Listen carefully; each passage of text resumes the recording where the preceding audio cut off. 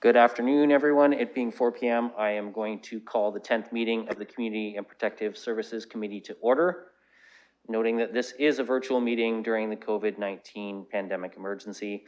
City Hall is open to the public with reduced capacity and physical distancing requirements. Meetings can be viewed via live stream on YouTube and via the city's website. The City of London is committed to making every effort to provide alternate formats and communication supports for council, standing or advisory committee meetings, and information upon request.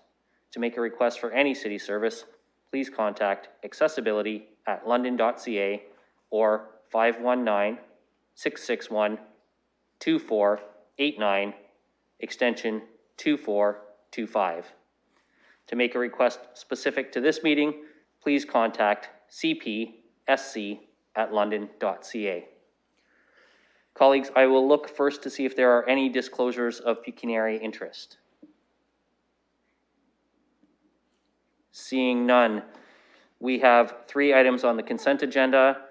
I have not been made aware of anyone wishing to pull any of these. I do, however, wish to draw colleagues' attention to 2.1. There is an added from our initial agenda package. There is a revised page in the agreement for the White Oaks Park Pavilion donation agreement. And to be very specific, it is subsection 15, and the amended version reads, despite the termination or expiry of this agreement, section 11 shall survive termination or expiry of this agreement. And the added to the agreement is simply the inclusion of the section 11 component of the agreement. And I know that Councillor Pelosa has joined us because she wishes to speak specifically to 2.1. I'm not seeing any indication from colleagues that they wish any items pulled. So I will put the consent on the floor and look for speakers. And I've got Councillor Squire first. I just want to speak to item 2.3 briefly. If this sort of intrigued me for a couple of reasons. The first reason it intrigued me was because we're not paying for it. I think it's paid by another level of government, so that's always good news. But I think the concept is one that's really important for the City of London, and to do with people not participating in the workforce. I think we've done a number of things in terms of posting jobs and saying all these jobs are available, but what I continue to hear, particularly from the community at Western University, is that they usually don't participate in the London job market by leaving London. So I think it's really important for us to start to discover why people are not participating in the job market. And I don't think it's good enough to say to people who have post-secondary education to say, well, there's a job out there for you, here it is, do it, even though it's got nothing to do with your qualifications or background. So I just want to say I really welcome this, and I hope I'm really looking forward to seeing the report and seeing us be able to maybe create some action out of that. Thank you, Councillor Squire. Do we have any other speakers from the committee on any of these items? Councillor Van Holst. Thank you, Mr. Chair. And I'll just follow up with 2.3 as well. I'm happy to see this. You know, in the 8-step creative problem-solving process, number 1 is identify the problem. Number 2 is get facts about it. So that's what we're doing now, and that'll allow us to provide a good problem definition and then look for some options. So I think this makes a lot of sense. I'm really pleased this is happening because there is something, I think, unintuitive happening in London, and this is what's needed to figure out what that is. And congratulations also to Councillor Pelosa for a big win for White Oaks Park. So I'm thrilled to see this happen, and interested to see what she has to say to our committee about it as well. Thank you. Thank you, Councillor Van Holst. I don't have anybody else on the speakers list from the committee, so I will go to Councillor Pelosa. Thank you, Mr. Chair, and to your committee for receiving me today. And thank you to the committee, as I used to serve with you when this project started, and it's still going, and this is the final stage to the agreement of just accepting the terms and conditions. Thank you to our partners, Mr. Ali Soufan with York Developments and his team he's brought to the table. This conversation started in early 2019, got delayed along the way. It was supposed to be a spring build and now COVID happened, but this is originally an idea brought forward from the community 30 years ago when they started to fundraise with the Community Council of White Oaks for the community center. And there just wasn't funds then to do it. Speaking with the community now as COVID has happened and there's more need for outdoor space and we're trying to find different ways of doing stuff, the community is very excited for this to be built, hopefully soon. And I want to thank you in advance for the committee and their support of this in the past and today as we build a new asset to be part of our city parks. So thank you. Thank you, Councillor Pelosa. I don't see any other speakers, so I'm just going to offer quick comments on both the items that have been raised. First of all, congratulations, Councillor Pelosa. I know you put a lot of hard work into making this happen, and I know your constituents will enjoy this, not just for years, but for decades to come. So you've made a real impact there. On item 2.3, I also wanted to say how enthused I am to see this happening as well. It's very easy. We hear this, you know, there's not transit to industrial areas, or I can't get childcare for the hours that I have to work. And those are certainly factors. But Councillor Squire alluded to this in his comment. Many of our students leave. This is looking specifically at that age range, that 25 to 55 range that's traditionally participating in the labor market. And for some reason in London, there is something else happening that's a barrier or a disincentive for their participation. And I think I would be remiss to say, you know, we certainly appreciate the provincial government funding this and helping us get to the root of the problem here. We know what some of the issues are, but there's something else that hopefully this will uncover to help us get people back to work. So that's all I have to say on the consent agenda. I'm just going to look for a mover and a seconder for the clerk for the consent items. Moved by Councillor Hillier, seconded by Councillor Squire, and we'll call the vote.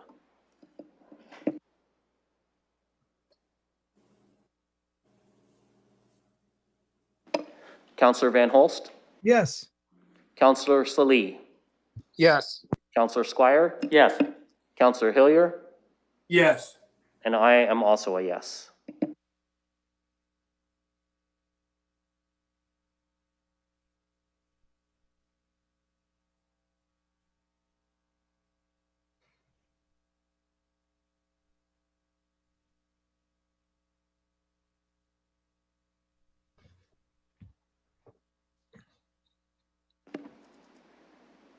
Closing the vote, the motion carries 5-0.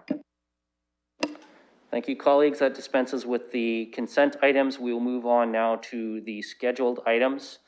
We have two scheduled items today. 3.1 is not to be heard before 4:05. Luckily, it is 4:09, so we are behind schedule and can move right to this one. This is a public participation meeting on Parkland Dedication Bylaw CP-9 update. I know that we do have one speaker registered to give us some feedback on this, but I think first I will look just briefly. I see Mr. Stafford is with us, and see if there's any comment that he wishes to offer us before we move into the PPM. Hi, through the chair, thank you. I've got a couple of members of our team here today to address questions and to lead off the item. So Andrew McPherson will say a few words to lead off the item, and then we'll move from there. Thank you. Great, thank you. Mr. McPherson, take it away. Thank you, Mr. Chair. Appreciate that. Just a quick overview for the committee. The report reflects our normal biannual update of the values for cash in lieu of parkland dedication, something we've been doing every 2 years for over 10 years. It standardizes the process to reassess real land values to establish our per unit fee paid at the time of building permits. The London Development Institute participates in this process each time and are satisfied with the land evaluation process. Based on their comments, however, we have recommended to you to defer the fee increase till 2021, January 1st, 2021. Mr. Page is here as well, our senior planner in Parks Planning, who's been actively involved with the whole process here for many years, and he's available if there are any technical questions on the report. Thanks. Thank you very much. I think before we move to questions, we will look for a mover to open the public participation. That's moved by Councillor Squire, seconded by Councillor Hillier, and we'll call the vote on that.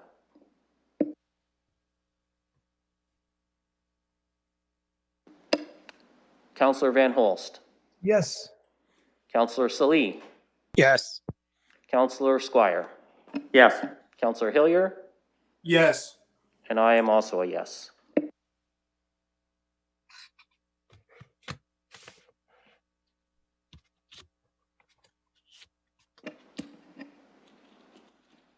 Closing the vote, the motion carries 5-0. Okay, with public participation open, I know we have at least one member, Mr. Wallace from the London Development Institute is waiting for us in Committee Room 5. So, Mr. Wallace, I'll look to you for your comments. Thank you, Mr. Chair, and thank you, councillors, for having this public meeting on this item. We are, as it says in the report, fully supportive of the report. We want to thank you, first of all, for normally this change every 2 years happens mid-year, June, July. And because of the issues that we've been facing as an industry and as a city, country, province, we really appreciate the 6 months deferral for this to change. And we understand that the process will start up again right after that in the new year. And we are satisfied with the evaluation of the value of land that is being used in these calculations, including that for non-developable land that is of natural, you just can't build on it. So we're happy that that's done.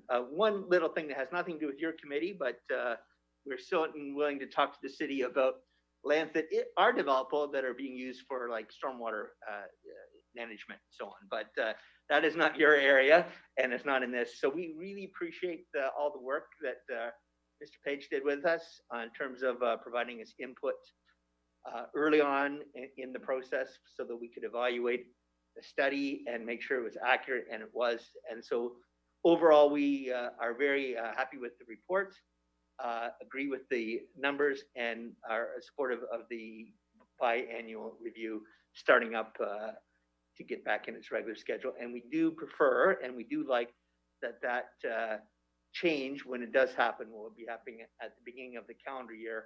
Hopefully that will continue for years forward, because there's a number of other policy changes that happen at the beginning of the year in terms of costs, and that's good for our industry in terms of being able to plan and for changes in fees that they need to get ready for on an annual basis.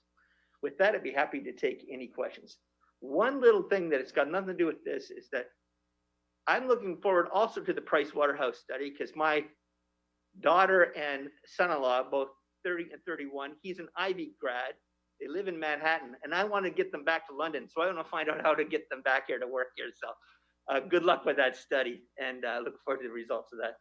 But I'd be happy to take any comments on or any questions on the LDI's position on today's report. Thank you, Mr. Wallace, and I'm sure that Civic Works looks forward to hearing from you on stormwater management lands at some point in the future.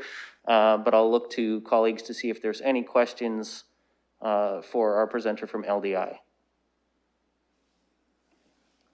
And seeing none, I'm just going to check with the clerks in Committee Room 5 to see if there is anyone else waiting to speak.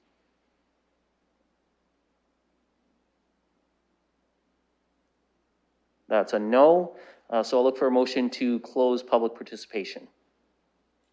Moved by Councillor Hillier, seconded by Councillor Squire, and we will call the vote on that in just a moment.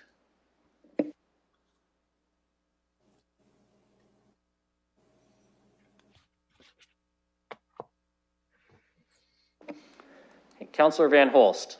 Yes. Councillor Salee. Yes. Councillor Squire. Yes. Councillor Hillier. Yes. And I am also a yes.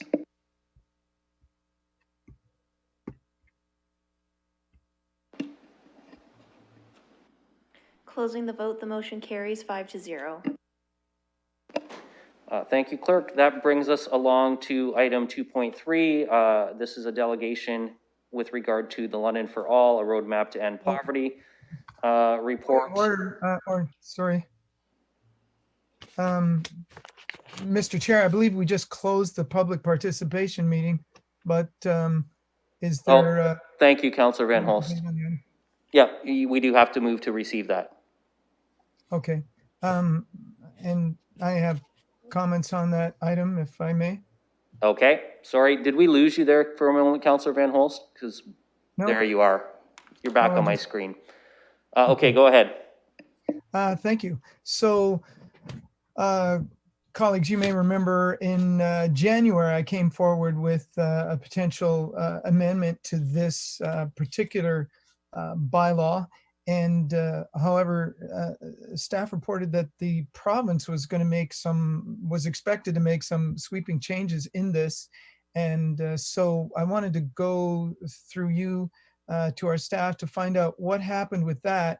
And then I'd also like to revisit the change that I was going to suggest. So could we have an update about what the province has had to say about this from our staff? Certainly. We'll look to Mr. Stafford or a member of his team to respond to that. Yes, through the chair, I'd like to ask Mr. McPherson to give a brief update and understanding of that as well, please. Thank you.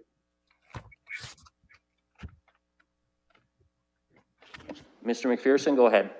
Sure, through the chair. And again, I may refer this back to Mr. Page. He's been participating in the ongoing meetings with the province on the changes that arose from Bill 108, which were substantial for the parkland dedication process. And we've been kind of waiting for the next shoe to drop. But luckily, the province has come forward with successive changes and bills that have made amendments that have almost reversed most of Bill 108. They have put back the process for collecting parkland dedication. It was going to be abolished, the normal process that we have. But I believe there's still some discussions about the community benefits plan that people can endorse, which still has an influence on this. So I must say that their resolution isn't fully there. So we perhaps should hear from the council on his suggested amendments, because we may be able to incorporate those into the next change to this bylaw, because the province has backstepped on most of their proposed changes. Thank you. Councillor Van Holst. Thank you, Mr. Chair. And the change that I wanted to make was small, but it was to add places of worship to hopefully Section 3, which would exempt them from this change, or perhaps if the committee prefers, in Section 2, which would make that a 2% contribution instead of the 5%. I've had and discussed that earlier this year, a couple of instances in my ward where a property was being repurposed for a place of worship and or expanded, and this parkland, the city wasn't interested in taking portion of the land, so they asked for the cash in lieu, but 5% was a very onerous amount on the community to ask for that amount of money, which is in the tens of thousands of dollars to be collected at the collection plate is too much to ask. And I think it's much more appropriate if we cut that back to 2% or move it to the exemption as for industrial purposes. And it's even more than onerous. In one instance, the place of worship, they were just going to expand it. And when the city calculated out the cost of the 5%, it included not just the land, but also the buildings as well. So they were asked to pay 5% of the cost of the building that they had paid for previously on top of this. and it's just simply unfair. And that's too much to ask. And it's a very simple change for this. So I'm going to move, and I hope that someone would support it at this time. Since the province hasn't made the big changes that we had, it does seem appropriate to put this in at this point. So what I'll hope is that we can put in section 1(3). Okay, Councillor Van Holst, sorry, I'm just gonna interrupt you for a second. I see Mr. Stafford had his hand up to offer a comment, and it would also be helpful, actually, if you could email the language that you're proposing to the clerks so that it can be shared with everyone. Okay. I would also advise you, Councillor Van Holst, that any amendment was not advertised. So it would require a recirculation for a second PPM, I think. I'm gonna just check with the clerk here for a moment. Yes, it's substantial enough that if this change were made, it would have to be, it would have to go back to the beginning of the process. Okay, well, I'm a little disappointed with that, Mr. Chair, because I didn't know this was coming, and expected some warning. So there was no way for that to be advertised. So I may ask then that this item be referred back to future PPM with that change made to it. Maybe would that be the appropriate motion? I think that would be the appropriate motion. I think, though, I'm going to use a little discretion here and let Mr. Stafford comment, as well, as I did see his hand up if he wanted to add something to that. Okay, please. No, I think that's been covered. I just wanted to make sure that point that you'd raised, Chair, was covered, and it has. So thank you. Thank you. Okay, so I'm going to look to see then if Councillor Van Holst has a seconder for referral.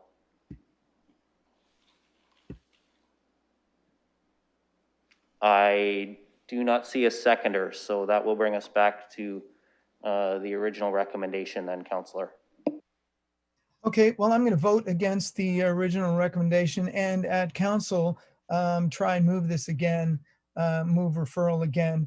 And I asked my colleagues to actually think about the situation that this policy places groups like places of worship, or even some nonprofit organizations who are here to do good things for the community, and are in a place where, because the land that they want to alter isn't required of the city, that extra 5% cost is too much to ask.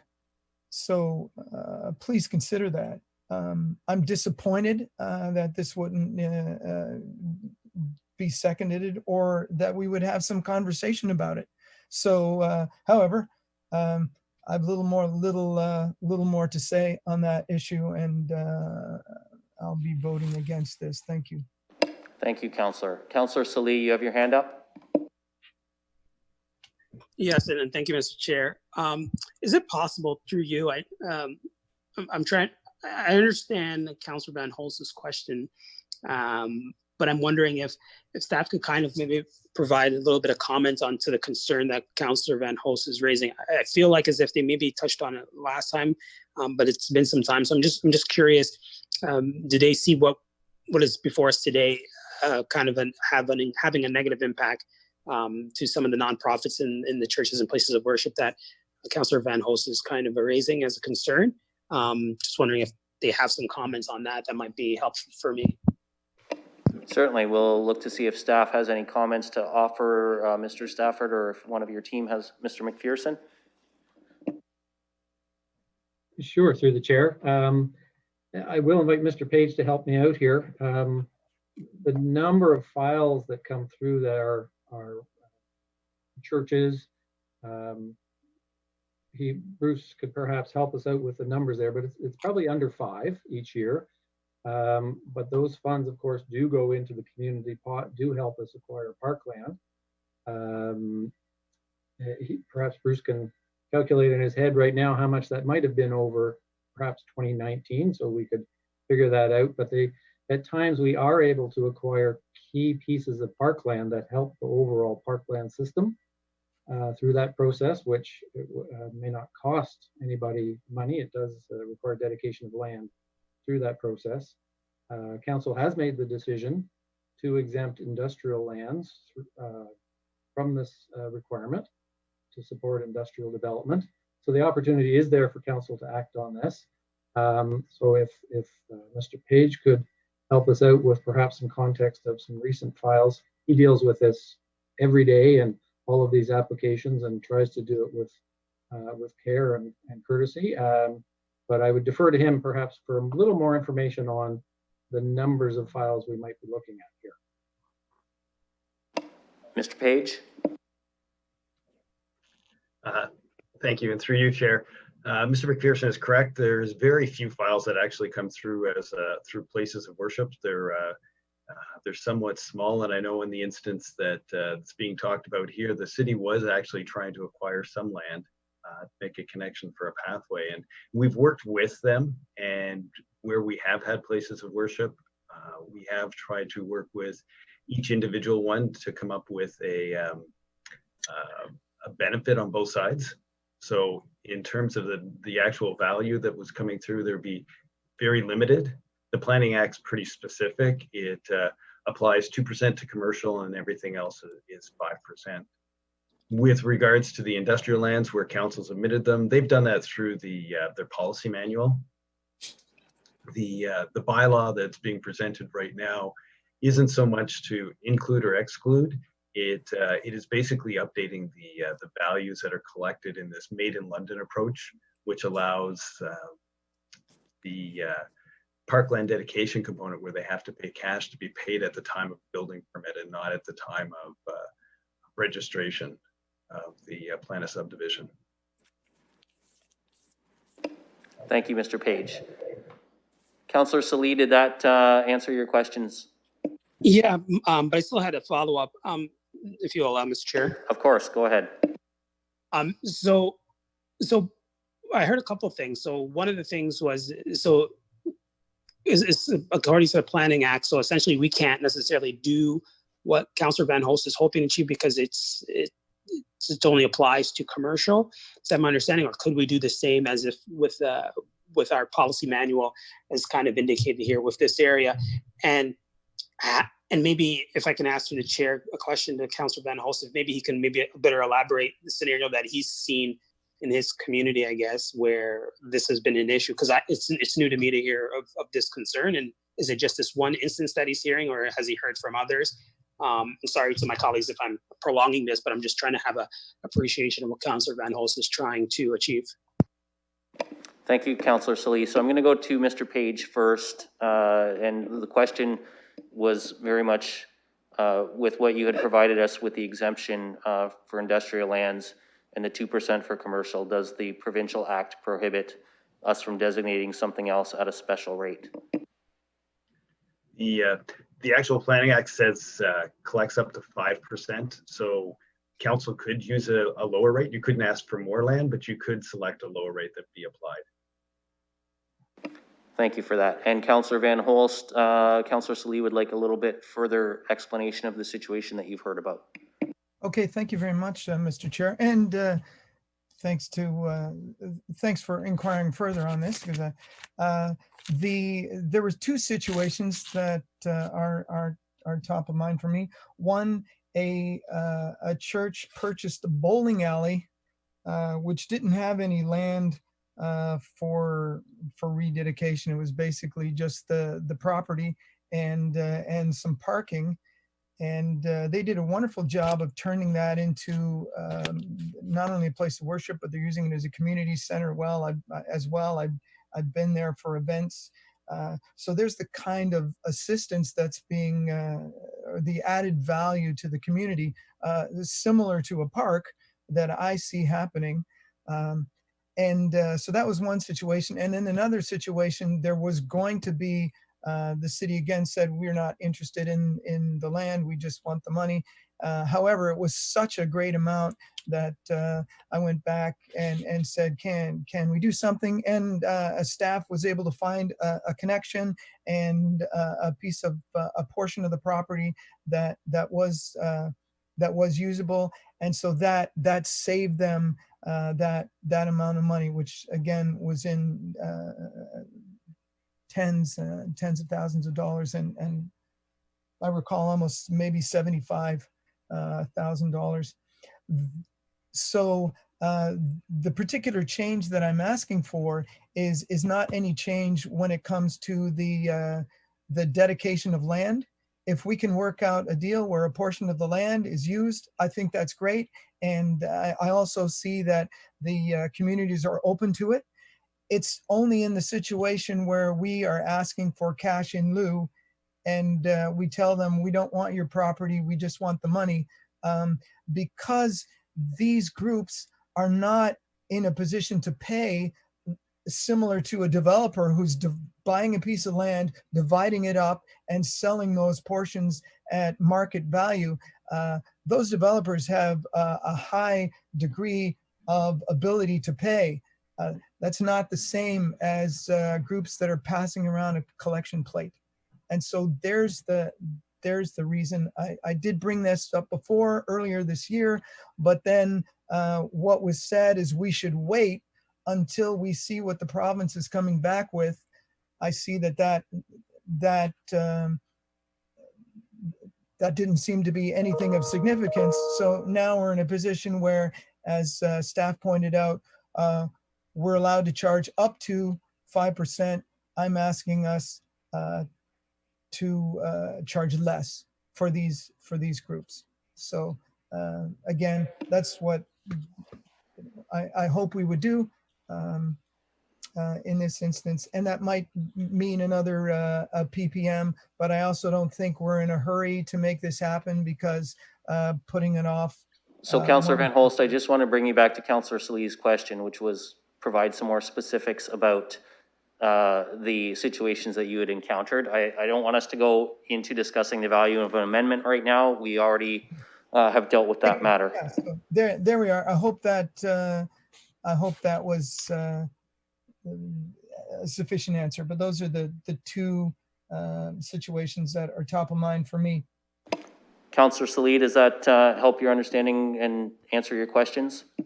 Yes, it does. My final question, sorry, is can staff just advise what would be the impact of if we were to refer the motion as Councillor Van Holst has suggested? Mr. Page or Mr. McPherson, did one of you want to field that one? Sure, I'll start on this one through the chair. As we're already deferring the implementation till January 1st, 2021, we could take an extra bit of time here to review the request and bring something back. I was just double checking something here that Mr. Page raised, and I believe that the current bylaw speaks specifically to residential development. And I'm just trying to double check to see if that was an issue for us to approve this as proposed.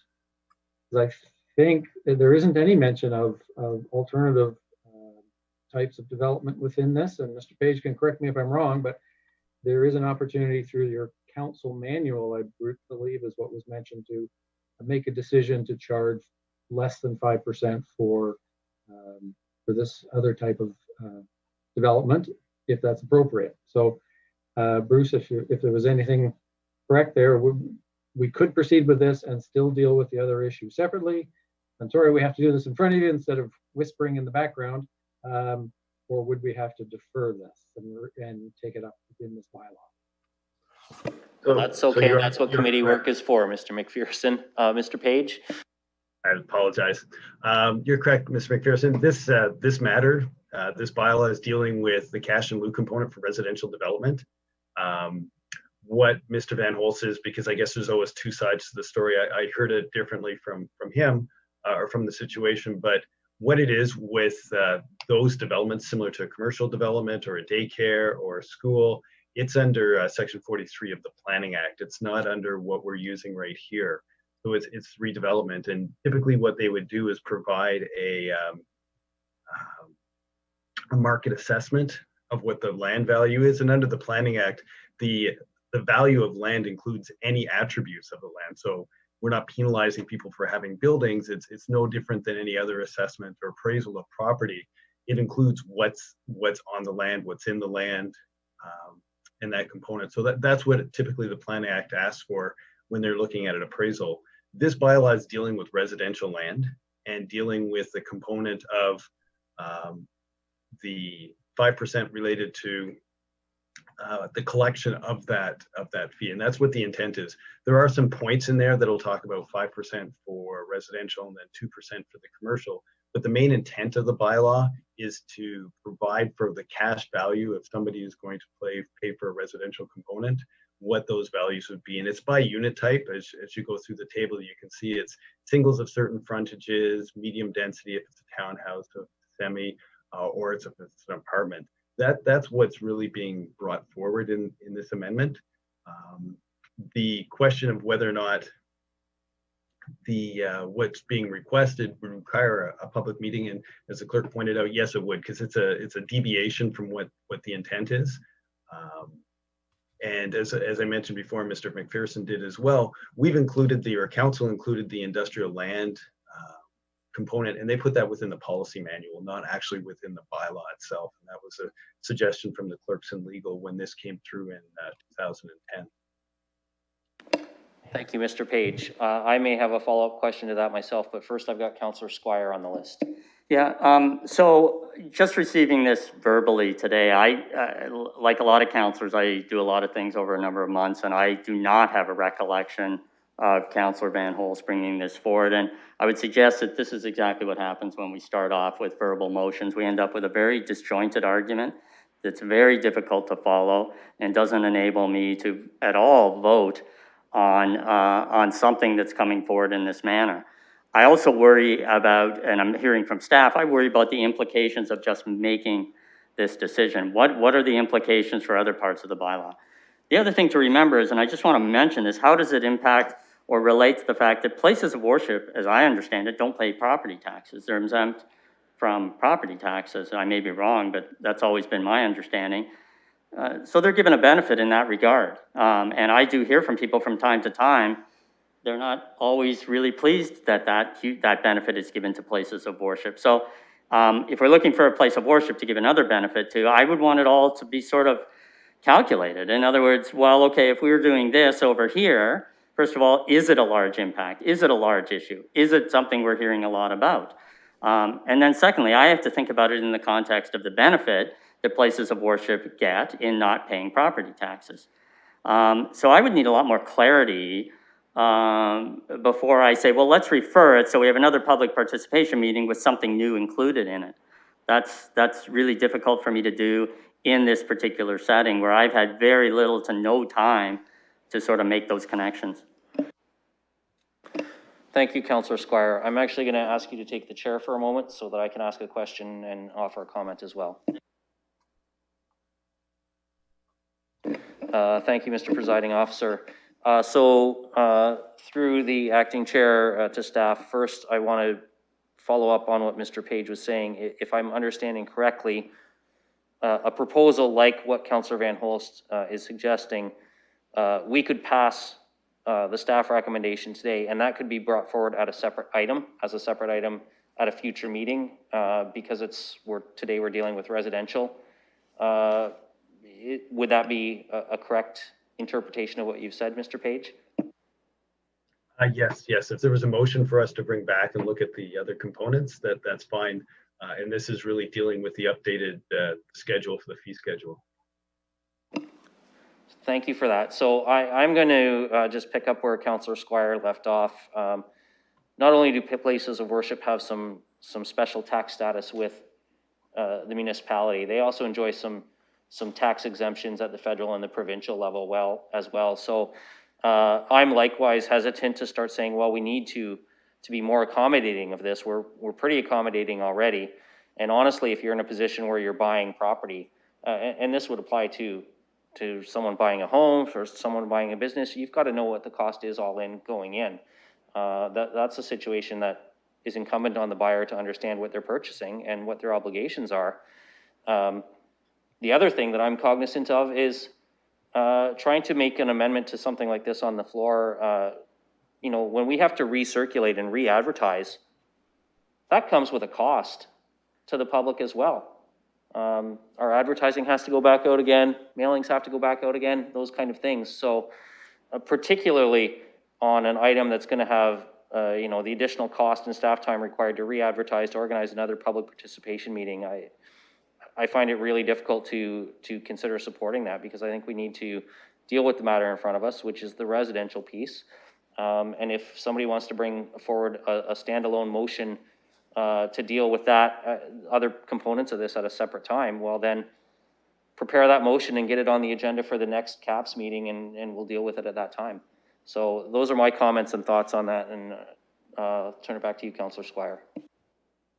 Thank you, Mr. Chair, and I'll turn the chair back over to you.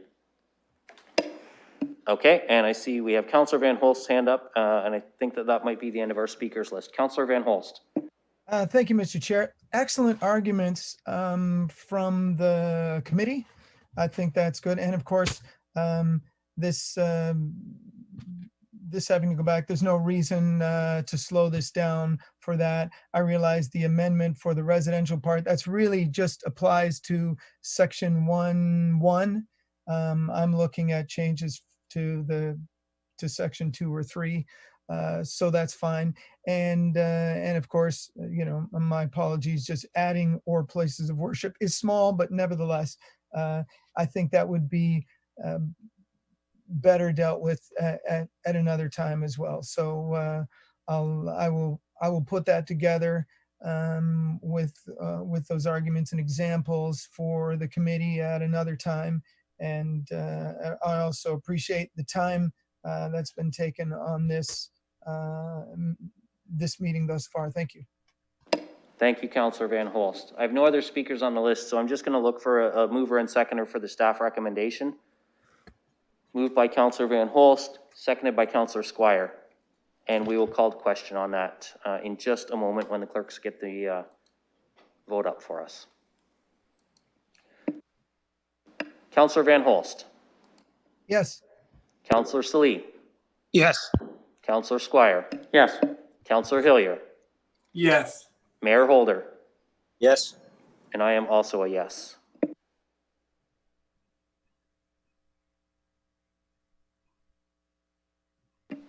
Closing the vote, the motion carries 6-0.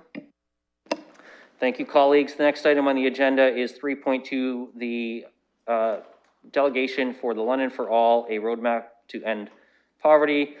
We have two parts to this. Part A is the staff report, and Part B is a presentation from the United Way Elgin Middlesex. So I will first turn to Ms. Smith for the staff report. Thank you, and through the chair, in May 2017, the United Way started a contract to support the implementation of London's community plan to end poverty, London for All. So over the past 3 years, they've worked hard to implement through project management and also through supporting individuals with lived and living experience to participate at the leadership table. So the 3-year contract has ended, and the United Way is here with us today. They have completed an evaluation report, and I understand that they are looking to share the impact that the last 3 years has had in our community. Thank you. Thank you, Ms. Smith.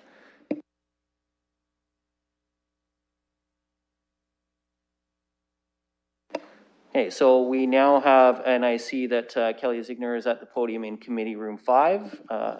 Welcome, good to see you, even virtually through the screen. You have 5 minutes for your presentation if you want to go ahead. Thank you, Chair, and thank you to the committee for having our delegation here today to give you an update, our final update on the London for All project. So first off, I want to acknowledge the City of London and Council for prioritizing poverty and specifically this project. United Way Elgin Middlesex has been very proud to act as the lead agency on this project for the past 3 years.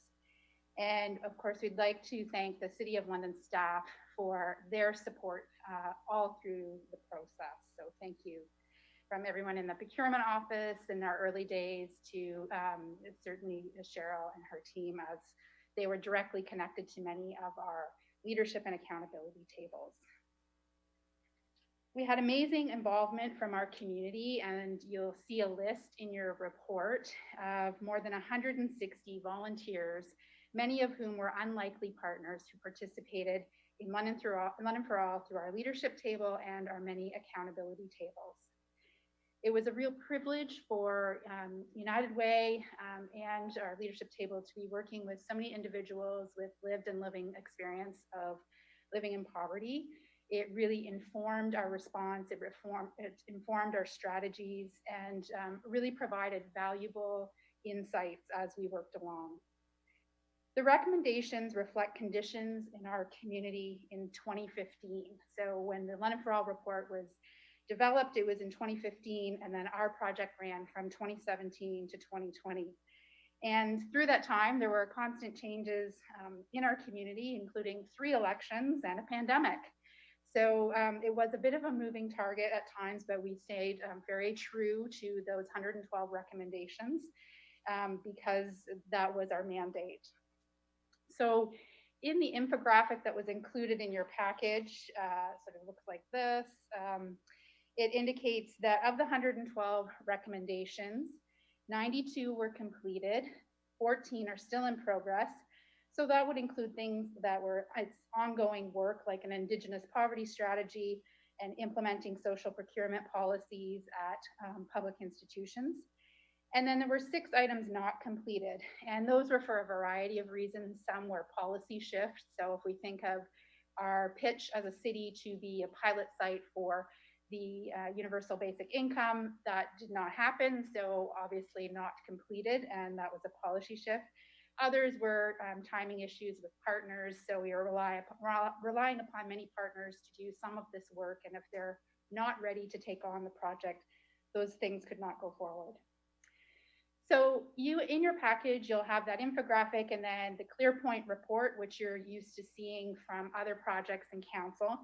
And those are binary. So they give a sort of a yes, no, complete or not complete answer to the question. But I believe where the impact and the scope of the project comes to life is in the full impact assessment report that's included, which United Way was able to complete thanks to funding from the Ontario Trillium Foundation. The impact report attempts to answer the question, has London changed as a result of the implementation of London for All? Throughout the report, there were a number of examples of the impact that London for All has had in our community. A few examples would include more than $100,000 being diverted from payday lenders and staying in the pockets of those who need it most. 1.3 million bus rides subsidized for low-income Londoners, and 48 income tax clinics were implemented, which is all the more relevant now given COVID because tax filing helps those with low income access critical income supports. So yes, there's much to celebrate, but the goal for London for All is ending poverty in a generation, not in a 3-year contract. So there's still much work to be done. Toward the end of the large impact assessment report, beginning on page 40, there are some insights and recommendations that I'd like to draw your attention to. First, our accountability tables gave their thoughts on what they believe should be some of the key priorities in their respective focus areas. Next, there are some insights from United Way on what contributed to the success of the London for All project.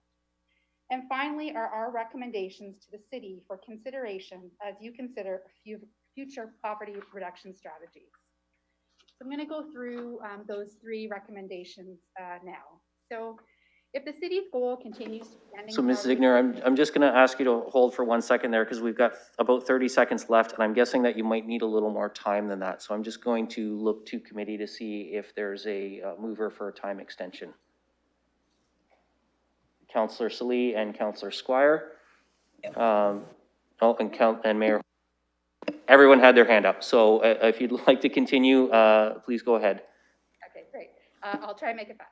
So if the city's goal continues to be ending poverty within a generation, the city should continue to fund a collective impact approach to poverty reduction. So in the staff report, you'll see there are a number of planning tables that are doing important work throughout our community, but having that cohesive collective impact in that one table that sort of brings the tables of tables together is really critical to having significant change in our community. Second, using the city's strategic plan, provincial and national poverty reduction strategies, and our localized sustainable development goals as a guide, we should narrow the scope and identify one area of focus, address root causes, develop measurable goals, and commit energy and resources to ensuring measurable improvement is achieved. So 112 recommendations was a little unwieldy, but it did give us the opportunity to really dive in and understand where as a municipality we have influence, where we can truly create change. And we believe going forward, now is the time to really narrow the focus on something such as supportive housing or employment or truth and reconciliation, so that we have a narrow focus with a measurable goal that we're all working toward as a community. Finally, to continue to strengthen and increase the involvement of individuals with lived and living experience of poverty by prioritizing the inclusion of equity-seeking populations and providing compensation for their time, supports for transportation and childcare, and support from a social worker or coach. We believe those are the key sort of measurements and recommendations that will enable London for All to live on, should that be sort of the will of the city and council, and important considerations as we go forward. Thank you very much for your presentation. I'm going to ask you to stay at the mic just because we're going to open it up to committee members who may have questions, either of our staff, and Ms. Smith is still with us on the call, or of you. I see Councillor Salih's hand is up. I don't know if that was still from moving the time extension or not. Those electronic hands can be tricky. Councillor Salih? Correct. I want to speak, correct, yeah. Okay, so I've got Councillor Salih, Councillor Squire, and Mayor Holder already on the list. So we'll start with Councillor Salih. Thank you very much, Mr. Chair, and thank you, staff, for the report. It's very much appreciated. I know, if I can remember correctly, I know back in September of 2015, myself and Councillor Morgan, we moved a motion related to payday loans, and I think that was what kind of rolled into London for All piece of that. So obviously myself, and I'm sure Councillor Morgan, are very interested in kind of how we were able to see that $100,000 related to payday loans. So I'm just wondering if maybe you can expand on that and just provide a little bit of more comments on that, because I think that's a huge news in a positive. So through the chair. Thank you, Councillor Salih. So in our community, we have an issue with folks that are unbanked and unable to access traditional banking methodologies. So we're relying upon these payday lenders to be able to cash their checks, and through partnership with the corporate sector and others, we're able to devise a system, and I'll let staff speak to the specifics of it as it relates, where individuals had other mechanisms to cash those checks rather than relying on those payday lenders. Councillor Salih, did you have a follow-up to that? Yeah, no, I think that answers the question. I'm very appreciative of the work that staff put in particular with that front. I think that's definitely helpful.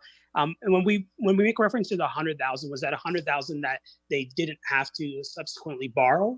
Is that, or just to confirm? Ms. Ziegner? I believe that would be in fees. In cashing fees that the payday lenders would charge the cash social assistance fees. Check. Sorry, we're having a little bit of a difficulty picking you up on that response. Were you saying that's the savings that were avoided in fees and check cashing charges? Check cashing charges related to the cashing of social assistance checks. Thank you. Councillor Salih? Thank you very much. I think that really shows what kind of positive impact the city can make. So I'm really impressed with that fact. I think $100,000 is in the pockets of those who need it most. And, you know, hopefully we can continue to grow in that particular area and do more, because obviously it's something that, you know, I know this council cares very much about. So thank you very much, staff. Really impressed on that front. Thank you, Councillor Salee. Councillor Squire. Thank you very much, Mr. Chair. So when I see the report, I have to say that there was an ultimate goal put in place to say, well, we're going to end poverty in a generation. So I just want to, if somebody wants to pay me as a consultant, I'm happy to announce that we won't be doing that. We won't accomplish that. I'm sorry, really sorry to say that. Poverty's been around for thousands of years and it will continue. What we can do is improve the situation that so many citizens in the City of London face in different areas. And they continue to be challenges for all of us, whether it's drug use, mental illness, homelessness. Those are all challenges. And I guess I sort of subscribe to the theory of every day we try to do the best we can as individuals and as a council to solve those problems. So I did like the part of the presentation very much, where we're saying, well, we need to focus on particular areas. I think that's a very smart thing going forward, that we look for more focus and look for the areas we can improve things. And I don't mean it as a negative to say that I don't think we're going to eliminate poverty. I just think it sets a bar that's just so high that it takes away from the very good work that was done in the report. But I do want to comment on the area of transportation, because it's something I actually know quite a bit about. And I know that the initiatives that we did in transportation are not cost-free. You know, they're well over $1 million a year that the city pays for these things. And I've always wanted to know when we did this, and I expected we would know at some point, is how do we link in positive results, if there are any, from what these things we've done, from spending that money? In other words, how do we do a cost-benefit analysis to say, these bus passes that we've provided, the free ones and the lower cost ones, are actually helping get people out of poverty? Is that the case? And I don't know, I don't expect we can answer that now, but I'm just looking for some guidance as to how you measure that moving forward. And that was sort of open-ended. I'm not sure if Mr. Dickens or Ms. Smith or Ms. Ziegner want to comment on that, but if any of you have some feedback to offer, by all means, we would welcome it. Through the chair, when we implemented the affordable transit for low-income pass for individuals over 18, we did a preliminary evaluation in the very beginning to help guide the work and to help demonstrate beginnings of impact. So we did look and we did survey and talk to individuals who were receiving their low-income pass to understand how life had changed before and after that pass. So Councillor Squire raises a good point that we did this in the very beginning, but it's something that we should build in now that we have experienced our low-income pass for greater than 2 years. And I believe that's when we first did it, just in the very beginning of implementation. Thank you, Ms. Smith. Councillor Squire. Yeah, and I think that's a very fair answer, because I don't expect we would have been able to make those evaluations by now. But I think that's going to be the real benefit of the report, is linking the things we're doing to actual real life benefits in the community. You know, how is it helping a person? And sometimes those are small stories, I get that. But sometimes the small stories can be really good. So I guess just to link back to the thing I said in the beginning that you probably don't agree with, I think the big goal announcement to say we're going to eliminate poverty in a generation is one thing, but sometimes it's those successes within a program that you can demonstrate and talk about. And certainly as a member of the London Transit Commission, it would be really helpful to me to be able to answer those questions and say, you know what, we're doing a free under 12 bus pass. Guess what? Guess what? This is what this is doing. And so I didn't expect there to be a magic answer today, but it was just sort of to raise that issue. And I do want to thank you for the report. I found it very, very useful. I know I met with Ms. Riddell early, and I hope you can pass on to her how beneficial that was to me, to meet with her. And oh, she's in the room. Okay, so she now knows how beneficial it was for me to meet with her and see her dedication to this. So congratulations to all, and hopefully this thing will make a difference in the future. Thank you, Councillor Squire. And I see on the screen, Mayor Holder has been waiting patiently with notes in hand. So Mayor Holder, I will turn it over to you. Well, thank you, Chair, and you'll see my notes in hand. Certainly to our staff and to the United Way, thank you for this update on the roadmap. I wasn't elected when the decision to proceed with this was established. And I appreciate that there have been things that have happened in this term of council that deserve consideration. But a couple of comments first. I see that the United Way plan integrates a number of government, nonprofit, and private sector initiatives.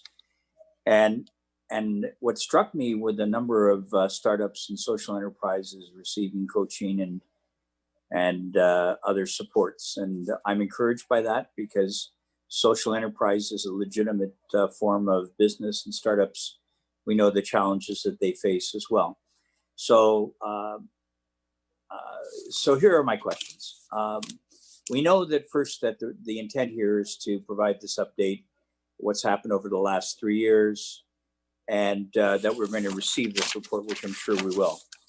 The thing that strikes me is a couple of things, and these are changes.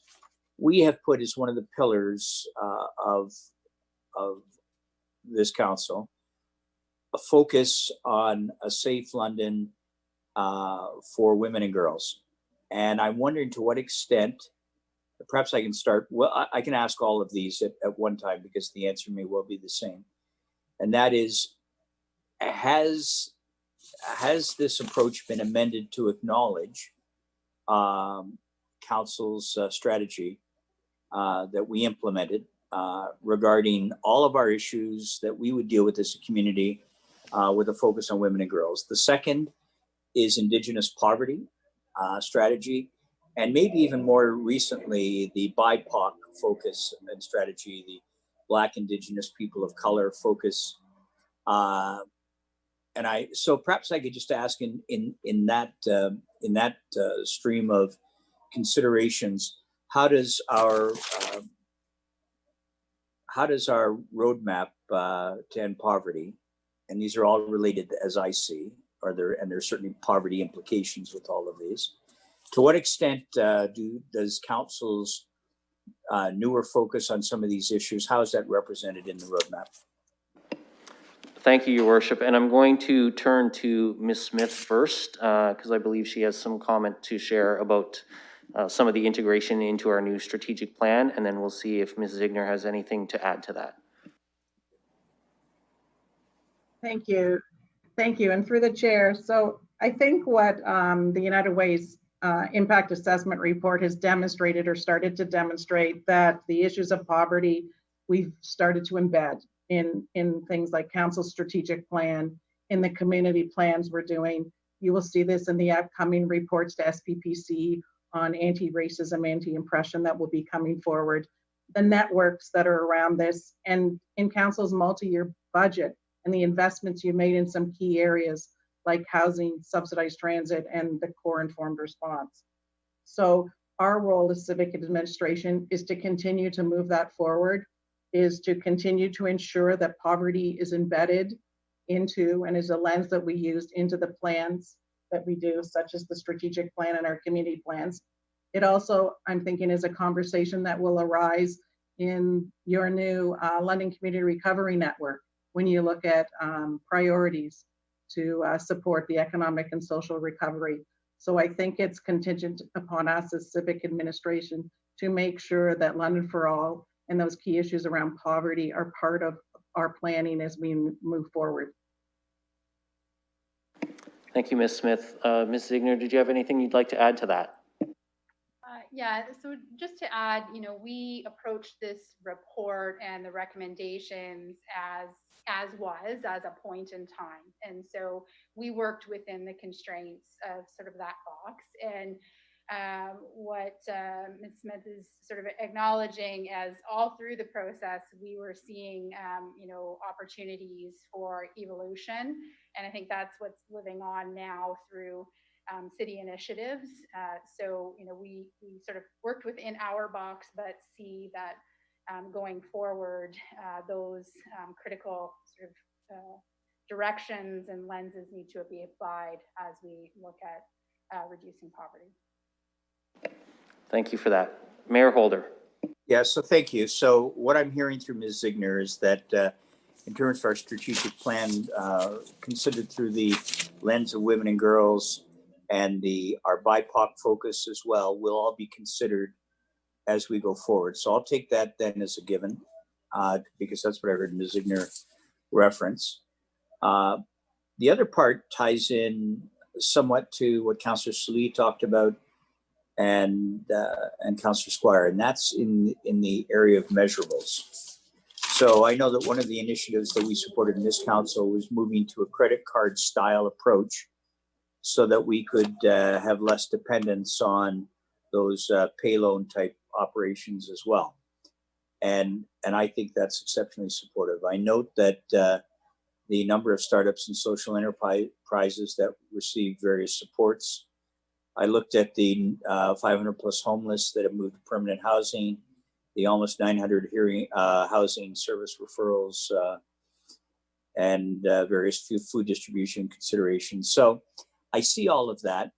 And what I would like to do, and I'm not sure that this is the purpose of this report, although it gives us pieces of it, and that is when we get our next report, anything that's a measurable helps us understand better the work that's being done and its effectiveness. I mean, if you can't measure it, it's really difficult to assess it. So I'm really appreciative that there have been some specifics in terms of results. And I would like to put greater emphasis on measurables as we go forward as well. Just build on what we've got here, because I think it is very helpful for we as a council, especially for the newer members of council who, and for the veteran members of council, we're all veterans, I suppose, now, but to help us understand the impacts of this Roadmap to End Poverty. And I'm a little more optimistic perhaps than Councillor Squire. I'm not sure about ending poverty, but I will say every step we take, and I know he would agree with this, that supports the demise of poverty and improves the human condition in any sense is a positive thing. So I know he'd agree with that. So I won't ask for a comment from him because he is wise. I know he'll agree with that. That's it for me. Thank you, Chair. Thank you, Your Worship. I have Councillor Van Holst next on the speakers list. Well, thank you, Mr. Chair, and thank you to our guests and for all the work that was done on this. Interesting to see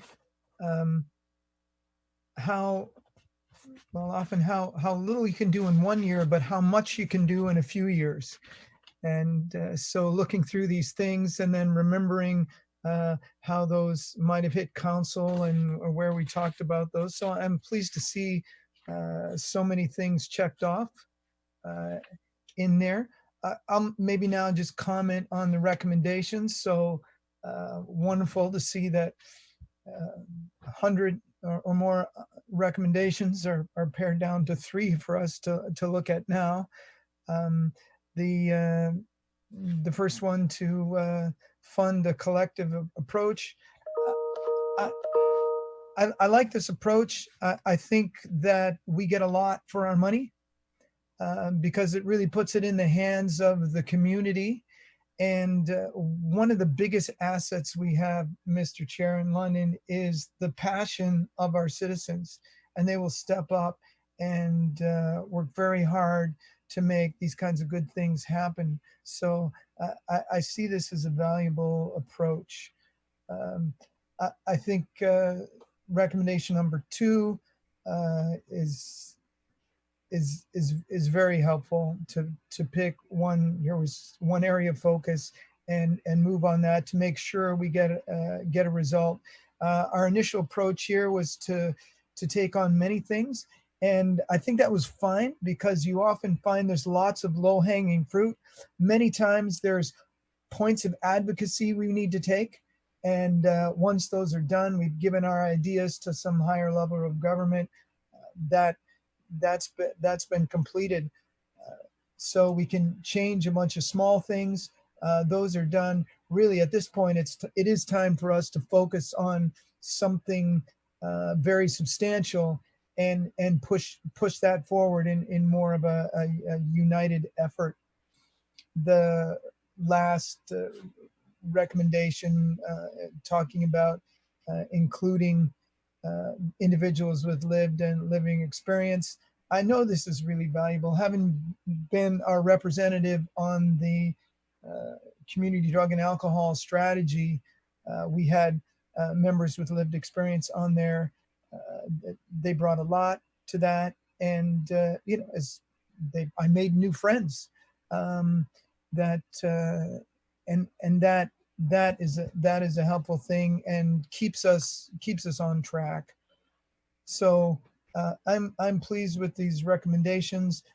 I don't know how or when we might look to see continuing a funding of this strategy, or what form it will take. Perhaps I could go through you to staff, Mr. Chair, to see if what Ms. Smith thinks might be a next step after receiving this report. Thank you, Councillor Van Holst. Just before I go to Ms. Smith, Ms. Ziegner, you've been very patient with us, and I know we've kept you on your feet for, well, nearly 20 minutes now.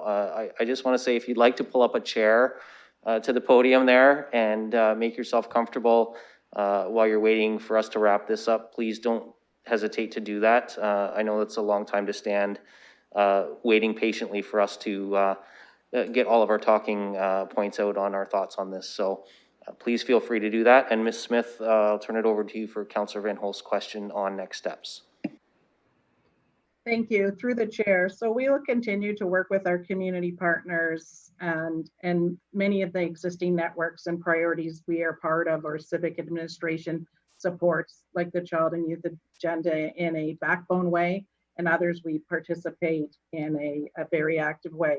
So we will continue to support those. A lot of the outcomes tied to poverty are incorporated into our plans. And when you see coming forward in November, our performance report on the strategic plan, you will see that staff have laid out for all the strategies and actions, targets and metrics for each of those strategies. A number of those in the areas of subsidized transit, childcare subsidy, housing have metrics and targets tied to them. So in a way, we will be holding accountable to the progress we're making on some of the priorities to end poverty. As for the importance of involving individuals with lived and living experience, that is a priority in the Child and Youth Network's Ending Poverty initiative, and we will continue to financially support individuals with lived and living experience to take leadership roles in our community on an ongoing basis. So that is one of our key priorities, and we will continue that.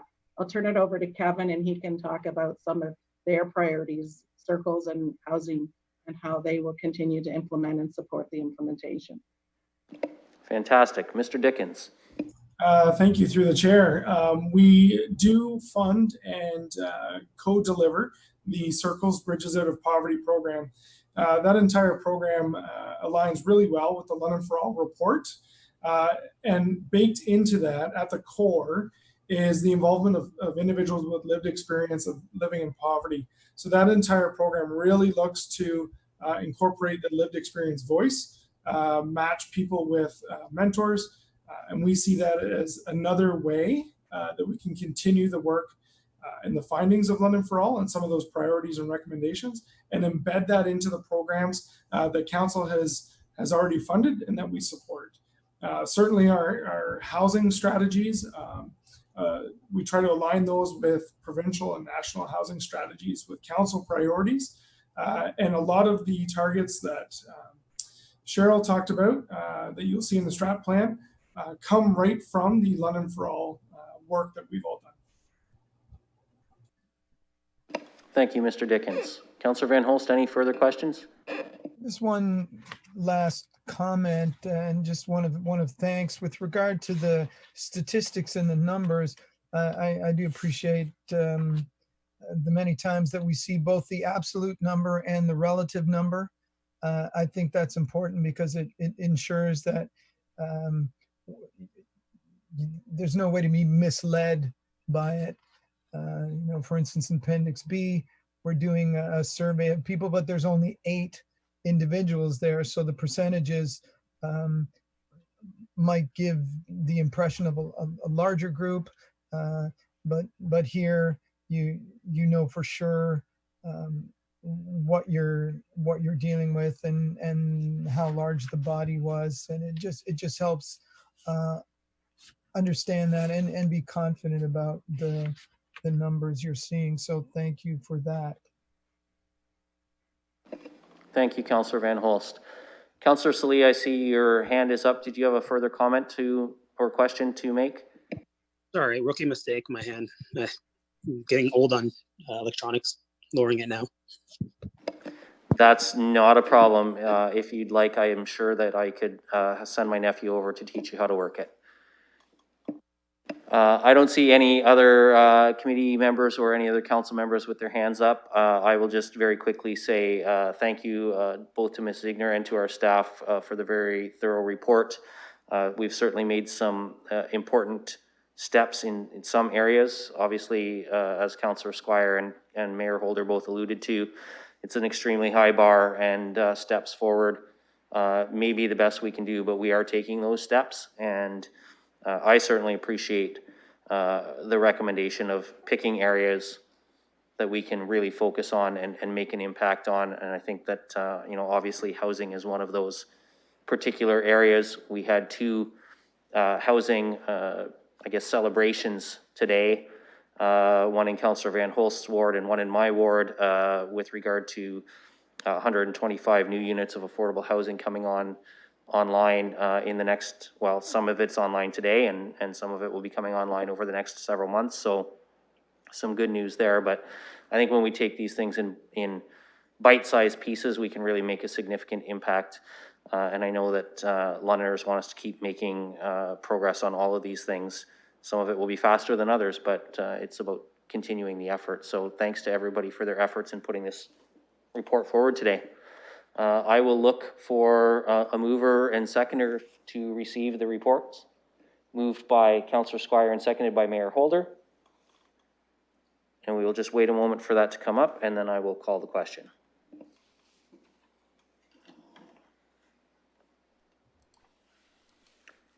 Councillor Van Holst.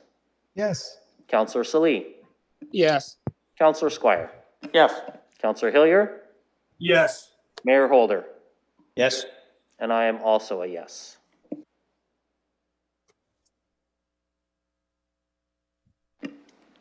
Closing the vote, the motion carries 6-0. Thank you.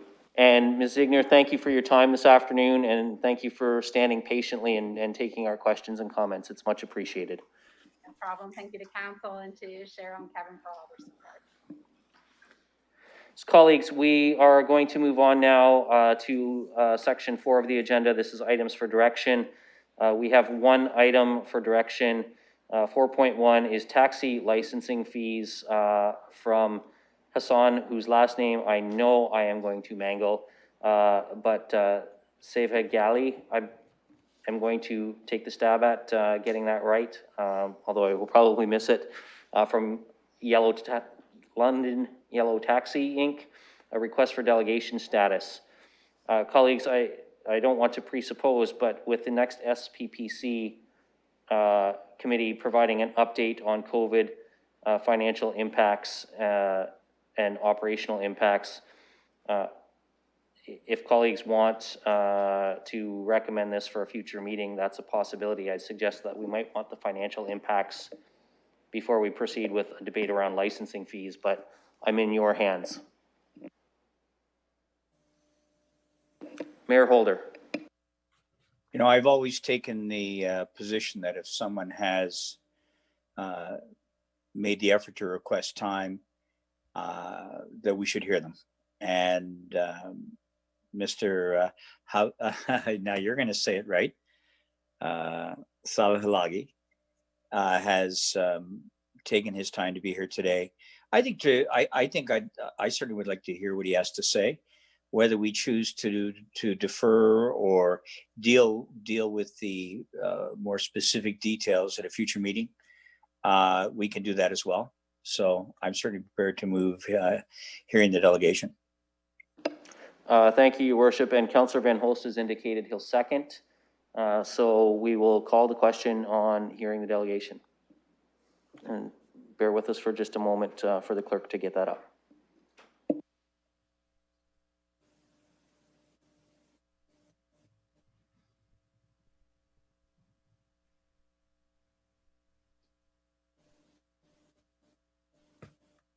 Councillor Squire. I know I'm not talking about the delegation status. We always approve delegation statuses when a citizen wants to come to speak to us. I don't think I've ever seen one turned down. So that's to me is a given. But I think I've read his letter. I think if he's talking about fees for taxis, he's probably, I'm assuming, and I hope I'm right, that he's talking about either the waiving of those fees or the reduction of those fees during the COVID period. I know from talking to taxi drivers that they're suffering a huge increase in their insurance rates, which is affecting them. So I assume this is an economic issue. And so it would be really helpful if this meeting, and I assume it will be after we get our financial update, because I think it would be virtually impossible to tell someone what we can do about fees without having financial information. So I'm in your hands. I think we're going to have a report back in September. So it would be great if it was after that. Thank you, Councillor Squire. Colleagues, just for your information, when the clerk receives these requests for delegation status, the requester is made aware that their status for delegation may not be at that particular meeting. However, we have a motion on the floor in regard to hearing the delegate today. And unless there's any further comment on that, we'll call the question.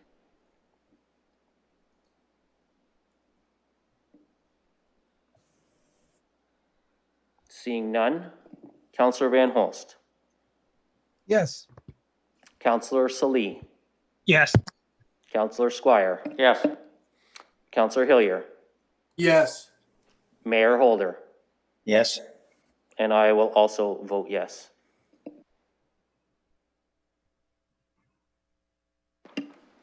Closing the vote, the motion carries 6-0. And we do have our delegate waiting for us in committee room 5. Hassan, you'll forgive me for mispronouncing your last name. If you can give me the correct pronunciation, I'll do my best to use that, but I see you're waiting to speak to us. So you have 5 minutes, sir. Go ahead. Councillor Lewis, I have problem with my last name too, so don't worry.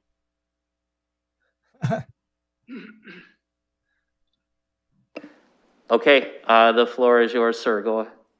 Thank you. Out of my precious 5 minutes, this is the first time after COVID-19 hit us, I have a chance to come to a meeting, even virtually.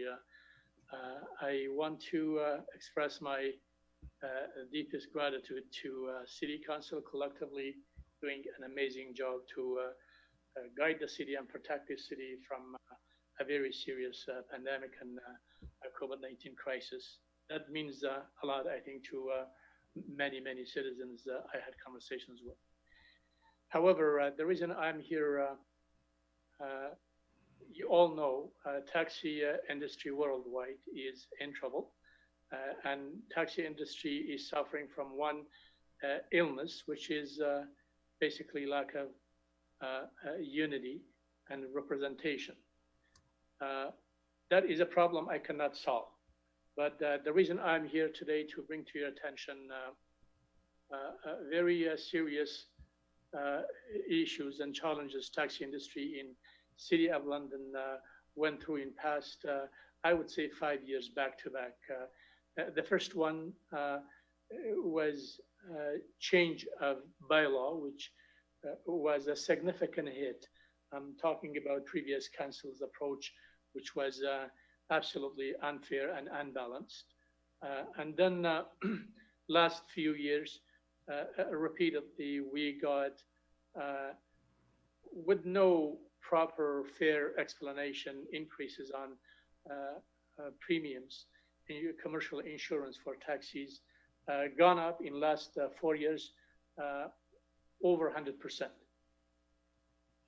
That's when we are having our business, that piece of pie is getting smaller and smaller every year.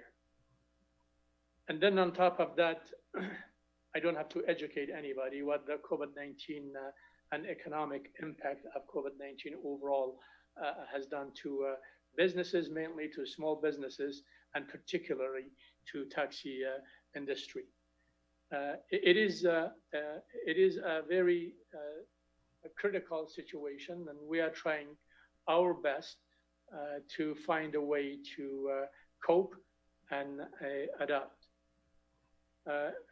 One request I have today, nearly about 8 years ago, all of a sudden, taxi license fees were increased over 60%. They were about, I think, $300, $350. They were increased to $750 all at once. Currently, no business fee is as high in this category. I'm not talking about exceptional businesses with exceptional characteristic of businesses. Some of them can be as high, but generally taxi, one taxi plate in terms of revenues it brings and how many people can work on it, license fee for each taxi plate being $750 has been high for a long time, but I'm here to bring this concern to your attention. You're all business oriented professionals, highly experienced. It just overall doesn't make sense to have this license fee that high, particularly at this difficult time.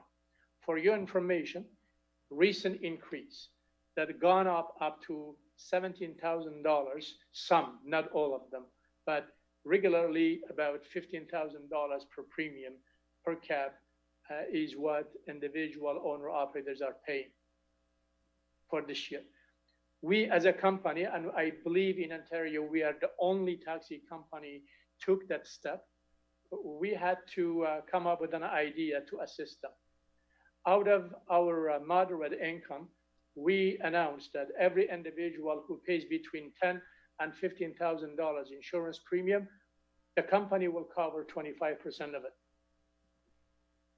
And we had to come up with another idea of see if we can come up with a bit of increase on cab fares, which we haven't done it in more than 10 years. Cost has gone up big time. The business reduced by big margin, and the cab fare has been the same. So at the same time, I wanted to kindly come and approach you and let you know an adjustment, either charging each taxi plate just as much as any variety store, any restaurant, any other business fees between $200 and $400 is what it is regularly. If there is any room, I know city is facing deficit. I'm well aware of that, but waiving it was the first recommendation. If not, at least charging each plate as much as other businesses, not more. Now, I know you Just want to let you know 15 seconds left, Hassan. Sure. I know you were talking about deferring and coming back to a discussion at the later time. October 1st, renewals will start. I am just hoping you take an approach, kind of expediting approach, whatever decision you can make, whatever break or help comes from you in this regard, it is done before October 1st, where renewals. Thank you, sir.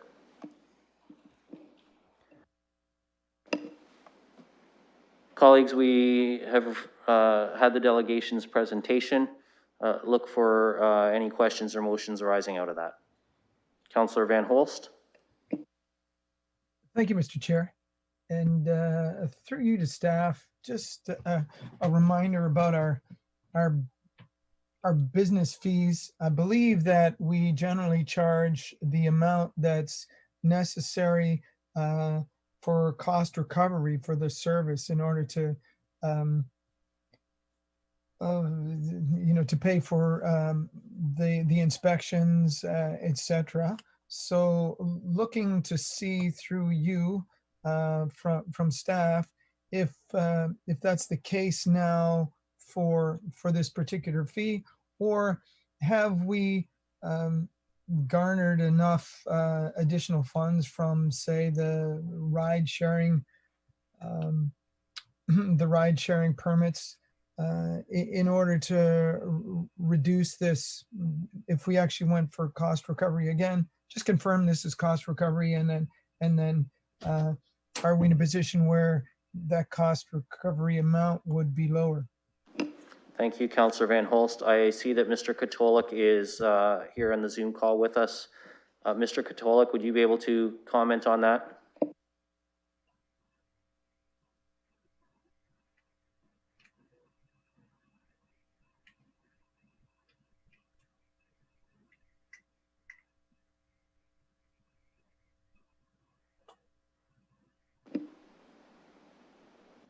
Just going to check again and see, Mr. Katolik, if you're with us or if you may have perhaps frozen or dropped off the call, which sometimes happens.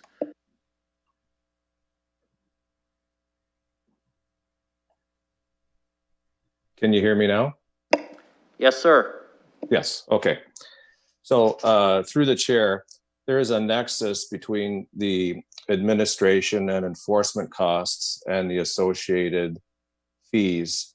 And when we did the omnibus review of the vehicle for hire bylaw about 10 years ago, we looked at all the fees, and several fees we eliminated, several we reduced. We did increase the owner license fee, and then we did another full review of the bylaw when transportation network companies came on stream back in about 2015. And the different vehicles have different fees associated with them. So for example, a driver license is now could be renewed every 2 years on the birth month of the driver and is $120, and that was reduced. For transportation network companies, so for example, Uber, their fee is $50,000 and they pay a per trip fee. So there's no fee for the drivers and no fee for the vehicle owners. Definitely, COVID has had a negative impact on the entire vehicle for hire industry. In October of every year, there's a renewal month for taxis and limos. And we're expecting around 490 taxis and limos to apply this year. The fee is $750.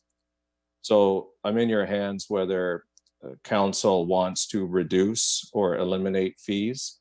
The impact would be in the area of $370,000 that is would be collected if all the existing owners of taxis and limos applied this year.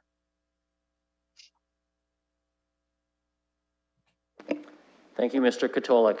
Councillor Van Holst, did you have a follow-up to that? Thank you. And just if it's available from Mr. Katolik, an update on the cost recovery for that. Have we, because of the amounts collected from ride sharing, are we able to reduce? Is there an amount that we could reduce this without losing funds?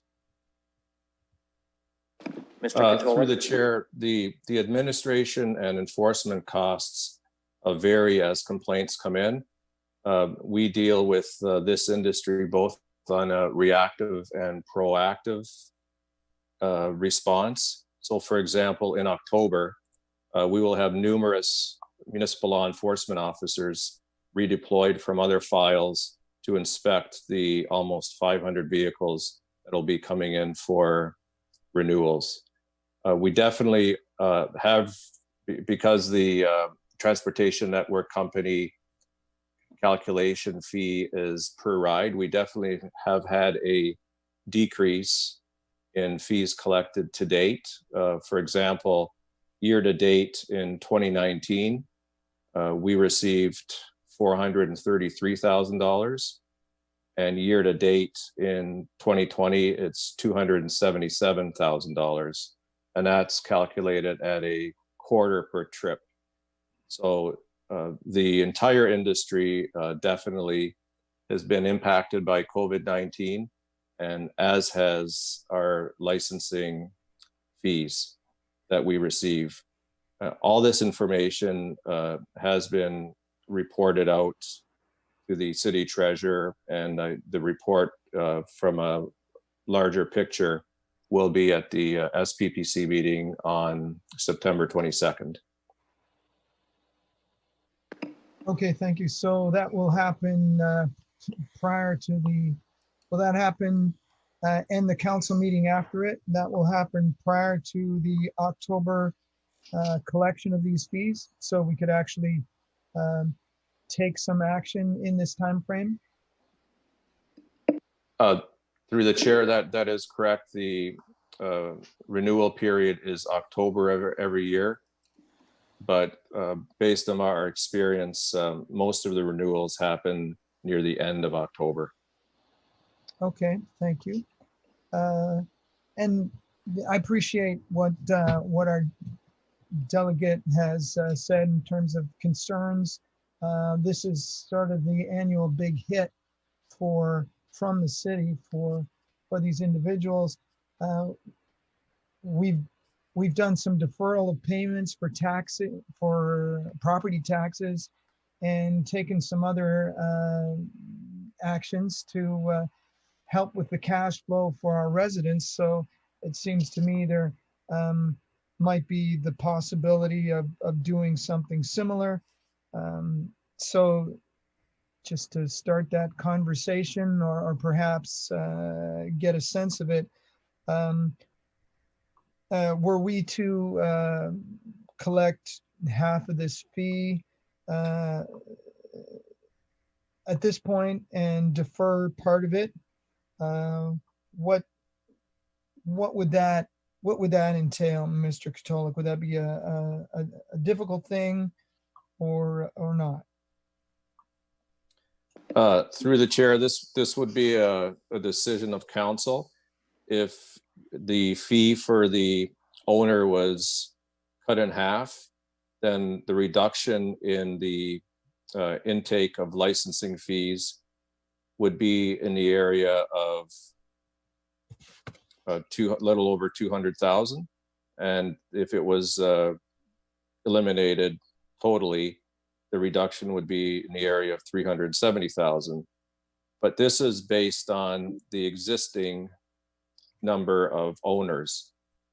We have had discussions with the industry, and they have indicated to us that several owners have parked their vehicles and have not been operating them, and are unsure whether they will continue to operate them, largely based on the increase in insurance costs.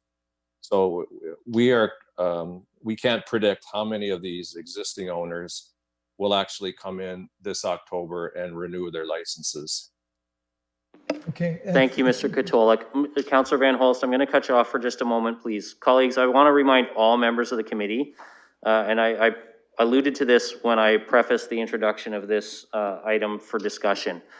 On September 22nd, we are going to have an SPPC meeting where Civic Administration is going to update us on the financial and operational impacts of COVID.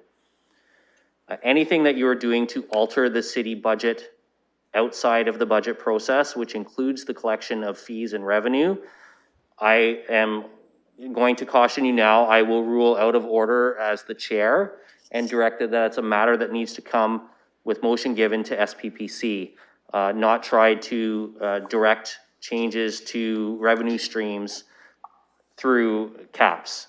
So I just want to, before we spend a lot of time talking in circles around this, let colleagues know, if you believe that there is a COVID recovery financial consideration to be presented, after the receipt of the presentation from this delegate, it should come to SPPC as part of the financial impacts and COVID recovery discussion, not as a standalone item here.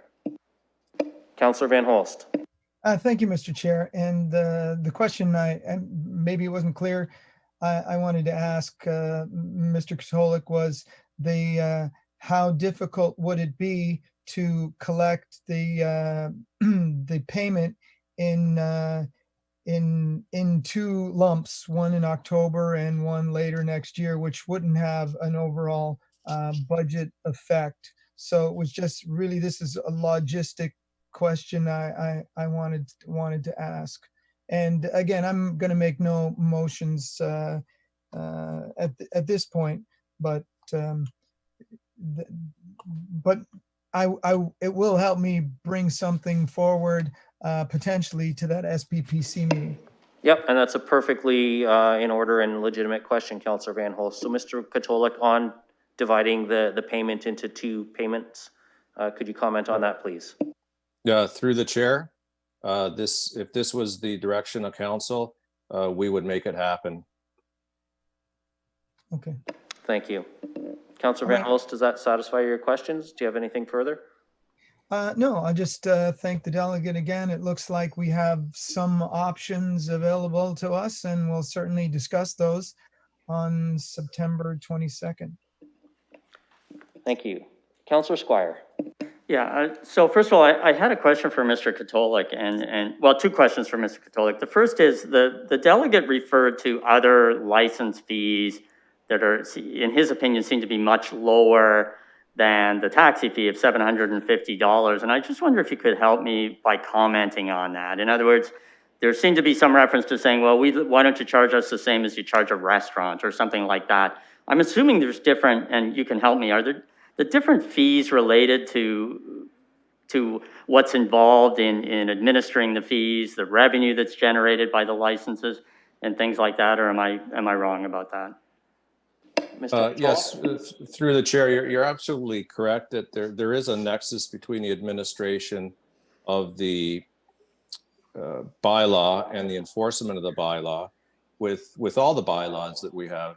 And you may remember through the chair when we did the omnibus review of the business licensing bylaw by category, and we charge different fees based on different administration costs and different random inspections. For taxi and vehicle for hire bylaw, we enforce it in response to complaints and proactively.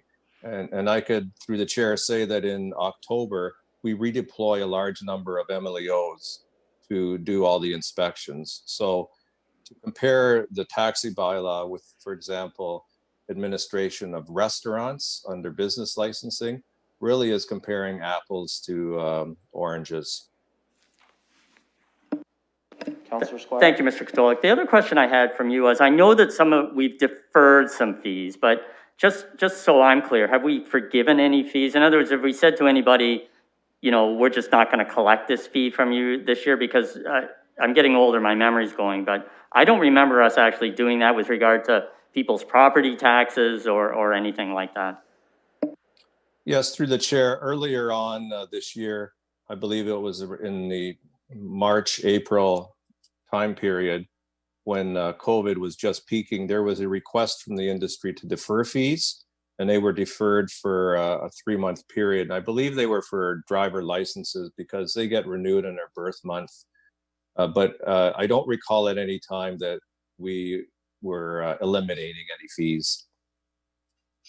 Councillor Squire. Yeah, just a comment. I think it's really helpful that the delegate understand that we haven't, there isn't another instance where we've forgiven or canceled or reduced a fee. We've deferred them, and it appears we did that with some of the taxi fees.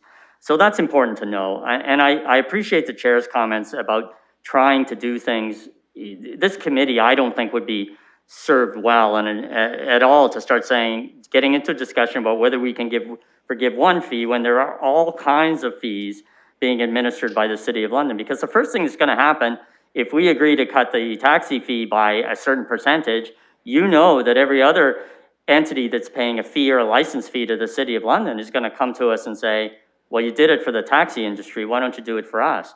And so that's going to have a huge budget, trickle down budget implication for us. So I'm very much in favor of going to SPPC and saying, what's the financial impact of doing these things? So that's important. And the last thing I want to say is the real problem for the taxi industry right now, and the delegate repeated it, is not our fee, it's insurance. And I've had a lengthy discussion with a number of taxi drivers who've told me that it's the insurance that may be putting them out of business. The insurance is going up in the numbers of thousands of dollars, which is really unfortunate. But of course, we have nothing to do with that. So I don't mind this matter being referred, and I think that's the wise thing to do. But I just don't want to hold out this expectation that it would be the right thing to do to just start reducing license fees, because I think Mr. Katolik's really clear that we do a good job in setting them. We've already given deferrals. We've given this industry deferrals. So I just caution us to be careful. Thank you, Councillor Squire. Mayor Holder. Thanks very much, Chair. First, I'd like to acknowledge the delegation in terms of the input and the comments. I think what it highlights is the dire circumstances in that industry. I think Mr. Katolik's been very clear about that as well. And there are a number of challenges. And I think COVID has certainly exacerbated the challenge that we have. And as a result, when you see the increasing costs, the lower usage, we have certainly given some consideration to restaurants not that long ago in terms of speeding up the approval process for patios, which I think we all thought was a tremendously positive idea, and compliments to staff for moving that along, and consideration of the fees associated with that as well. So it's not without precedent that we look at these things. The place that I think you ably pointed out, Chair, is where the right place to do that is. And so one of the things that we did, and I believe it was even your motion, Chair, when we looked at, I believe, was new taxi drivers. And I think that there was some considerations given to them as it related to deferrals. So but I do believe the SPPC meeting is the place to address this, and particularly as we're going to get our financial update as well. And if some decisions have to be made, potentially around a deferral of a date of October 1 or whatever, that's something that can be decided at that time. So I think it is helpful that our delegation has pointed out the absolutely dire circumstances that the industry is in, and it's not an industry that we want to lose. So, and we'd all acknowledge that. I'd also like to take a refrain from Councillor Squire. We know that the biggest cost associated with this has been the extraordinary rise in insurance premiums. In fact, if there were any markets and considerations out there that were possible, and maybe this is a call out to insurance companies in this country, I know that from my past experience in that industry, that's always been a challenge. And so much of it is claims driven, but nonetheless, that's not our issue or the fight we can fight with the insurance industry. All we can consider are the things that are potentially within our control. So the question through you, Chair, to Mr. Katolik, because it would help me understand as well. Nothing's good or bad by comparison. So Mr. Katolik, could you give us a sense of, if you have that information at hand, or perhaps you could be ready for it when we chat at SPPC, how our taxi licensing or vehicle for hire fees compared to other jurisdictions, perhaps say within Southwestern Ontario? Can you give us a bit of a feel for that without going city by city or municipality by municipality? I think it would just help us somewhat, please. Yes, through the chair. I just did a very quick scan today. Mississauga is 675, Windsor is 400, Waterloo region is 785. So this is all off their website. I know when we did the review back a decade ago, we did a wholesome review. So I could be ready at SPPC with some more statistics in this regard. Thank you, Mr. Katolik. Yes, I'll come right to you in just 1 second, Mayor Holder, but you've referenced and Councillor Squire has referenced in his comments a referral to SPPC. I just want to remind colleagues, we don't have a motion on the floor at the moment. We will need at minimum a motion to receive. If you want to receive this and refer it to SPPC for consideration, for staff to bring forward a recommendation at SPPC for consideration, you can do that. But right now, we don't actually have a motion on the floor. So I'll turn it back to you, Mayor Holder, and colleagues, if somebody has a motion in mind, I would encourage you to email that to the clerk as soon as you can.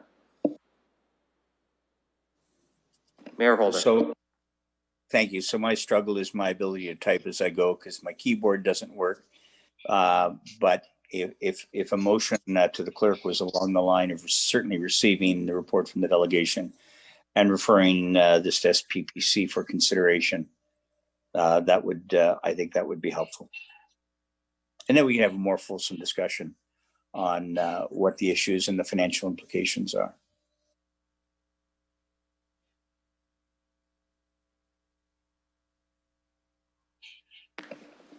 Okay, colleagues, I just, with incredible thanks to our clerks and their infinite assistance and wisdom in helping us navigate these things, and the offline indication from Mr. Katolik that he's prepared to bring more information to SPPC on this specifically anyway. We can receive and refer, but all that's necessary at this point is to receive, because Mr. Katolik's indicated he will come to SPPC prepared with more information on this. So moved then, Chair. And seconded by Councillor Squire.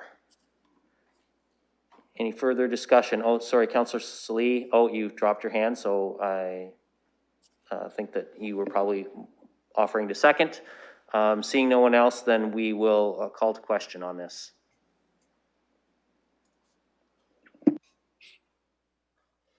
Councillor Van Holst. Yes. Councillor Salee. Yes. Councillor Squire. Yes. Councillor Hillier. Yes. Mayor Holder. Yes. And I'm also a yes. Closing the vote, the motion carries 6-0. Thank you, Clerk. And thank you, Hassan. So the information that we received from you today will go to September 22nd's Strategic Priorities and Policy Committee as part of our COVID impacts report coming from staff. Thank you for the opportunity, and I would pass some information prior to that, because I have a bit of disagreement with Mr. Katolik's comments. Perfect. So if you can share that with Mr. Katolik, he will bring it forward to our next meeting. Thank you. Okay, colleagues, section 5 of the agenda is deferred matters and additional business. First is our deferred matters list. Councillor Van Holst. Councillor Van Holst. Yes, thank you, Mr. Chair. As I look through the deferred matters list, something I wasn't comfortable with is that for every item, the requests that are expected reply date was to be determined. And I would I would hope for some greater specificity than that. So I'm wondering if through you to staff, if there's some items here that we can get a better idea about. Okay, we will look to staff on that. I will share, Councillor Van Holst, that I had a discussion with Mr. Stafford about the parade item, for example. So I think there are some things coming forward shortly, but Mr. Stafford has his hand up, so we'll go to him. Yeah, through the chair, thanks. And we did have a discussion earlier about the parade items. So I just thought I could go through the items that have my name listed there, and we could either do it here, or I could provide that to the clerks. Maybe I'll ask for direction on that, but I'm okay doing either way. So our clerks are indicating that if staff can provide those expected reply dates to the clerk, she can add it to the next deferred items list, as well as circulate to the committee for an update. Councillor Van Holst, would that meet your request? I would be happy with that. And if that could happen before for the council meeting, I think that would be great. And that would make me very confident about approving the deferred matters list. Thank you. Thank you, Councillor Van Holst. And I'm sure that our staff will do their very best to get those dates for us as quickly as they can. Looking for a mover for the deferred items, Councillor Squire, seconded by Mayor Holder. I almost called you Councillor Holder there for a moment, Your Worship. But seconded by Mayor Holder. We will call the question. Councillor Van Holst. Yes. Councillor Salee. Yes. Councillor Squire. Yes. Councillor Hillier. Yes. Mayor Holder. As a proud fellow member of council, yes. And I am also a yes. Closing the vote, the motion carries 6-0. Thank you. And our final item on the agenda is the added item, backyard fires on private property, communication by H. Kaplan. I will look to colleagues for some direction on this. Councillor Squire? I read the letter, and this is a matter that surfaces, I think, every now and again, and we dealt with it at last council. The challenge for me is that I do hear from people who don't like this bylaw, but the vast majority of people that I hear from like to have this opportunity and exercise this responsibility conscientiously and very well. I note that the concern that this particular person had on the instance was a burn that was out of time, that would have been not compliant with the bylaw in any event. So I'm prepared today to receive and take no further action if someone would second that. Okay, I see Councillor Van Holst indicating a second on that. Any further discussion? Councillor Van Holst? Thank you, Mr. Chair. And it's interesting, I was reached out to staff last week, perhaps when they were away, about this item. The problem is not the fires, but the smoke. And I know I have a neighbor with very smoky fires, but I myself earlier this year purchased a smokeless fire pit. And so those kinds of technologies are available. And as they become more popular, I think we'll see less of these complaints. However, I wanted to ask if we have a way of determining how smoky is a fire. For instance, we've got a device, I think it's called the Nasal Ranger. Can a device like that tell us whether we've got just too much smoke? Because some people burn wet wood and do things that should create a lot of smoke where others do not. And can we distinguish between those two things?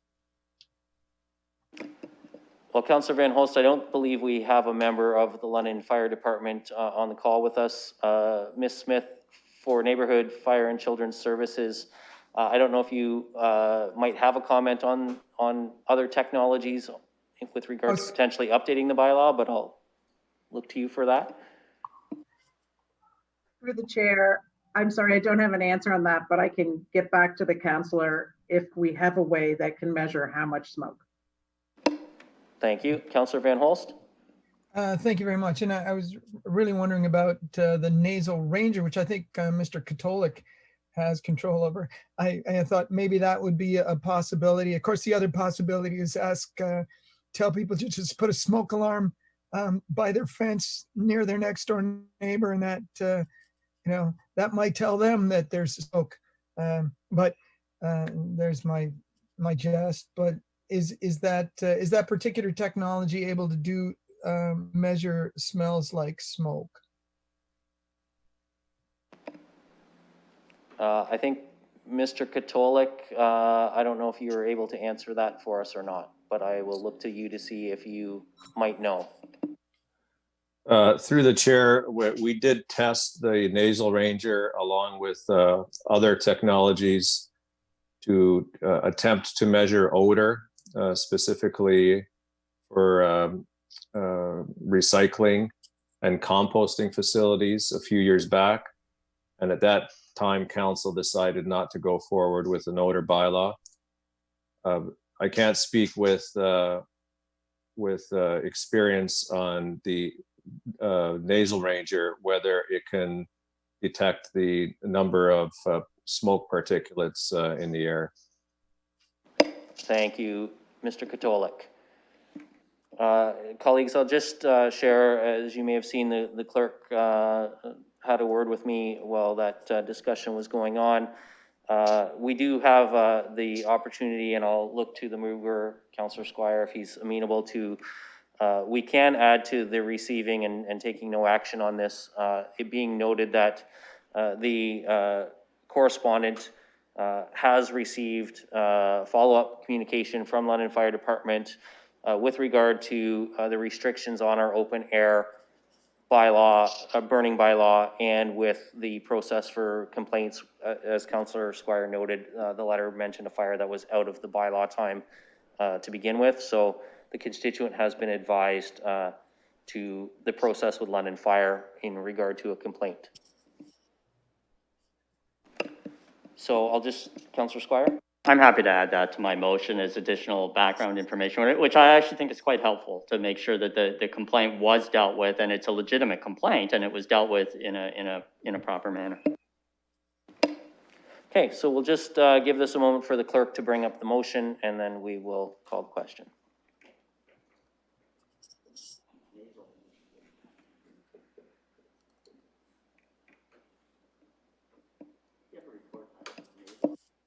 And we'll call we'll call the question. Councillor Van Holst. Yes. Councillor Salee. Yes. Councillor Squire. Yes. Councillor Hillier. Yes. Mayor Holder. Yes. And I am also a yes.